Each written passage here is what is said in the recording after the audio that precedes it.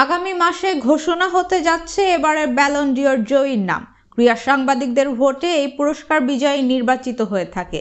তবে 2003 সালের পর এবারই প্রথম বিশ্ব ফুটবলের সেরা ব্যক্তিগত পুরস্কার ব্যালন ডি'রের জন্য মনোনীত 30 ফুটবলারের সংক্ষিপ্ত তালিকায় নেই লিওনেল মেসি ও ক্রিস্টিয়ানো রোনালদো। ফলে ফুটবলের নতুন যুগের শুরুতে কে বা কারা হবেন পোস্টার বয়, এ বছরের ব্যালন ডি'র জেতার মাধ্যমেই তা অনেকটা স্পষ্ট হয়ে যাবে। আগামী 28 অক্টোবর ব্যালন ডি'র পুরস্কার জয়ীর নাম ঘোষণা করা হবে। রিয়াল মাদ্রিদ চ্যাম্পিয়ন্স লিগ জেতার পর ব্যালন ডি'র জয়ের জন্য সমালোচকদের দৃষ্টি আকর্ষণ করেন ক্লাবটির ফরওয়ার্ড ভিনিসিয়াস জুনিয়র ও অ্যাটাকিং মিডফিল্ডার জুড বেলিংহাম। তবে ইউরোতে ইংল্যান্ড টেনে টুনে ফাইনালে উঠে স্পেনের কাছে হারের পর বেলিংহামের নাম পরবর্তীতে ফিকে হয়ে গেছে।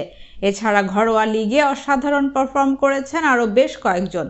Kylian Mbappe, Erling Haaland, Harry কেইনের মতো তারকারা রয়েছেন এই কাতারে। তবে চ্যাম্পিয়ন্স লিগ ও আন্তর্জাতিক টুর্নামেন্টে তাদের কেউই নজর কাড়তে না পারায় পরিসংখ্যানে এগিয়ে থাকলেও ব্যালন ডি'র লড়াইয়ে তারা বেশ খানিকটা পিছিয়ে পড়বেন বলেই মনে হয়। সার্বিক দিক বিবেচনা করলে এবারে ব্যালন ডি'র জয়ের দৌড়ে এগিয়ে রয়েছেন রিয়াল মাদ্রিদের ব্রাজিলীয় ফরওয়ার্ড ভিনিসিয়াস জুনিয়র, ক্লাবটির স্প্যানিশ অধিনায়ক দানি কারভাহাল, ম্যানচেস্টার সিটির স্প্যানিশ অধিনায়ক রদ্রি এবং ইন্টার মিলানের আর্জেন্টাইন ফরওয়ার্ড লাউতারো মার্তিনেস।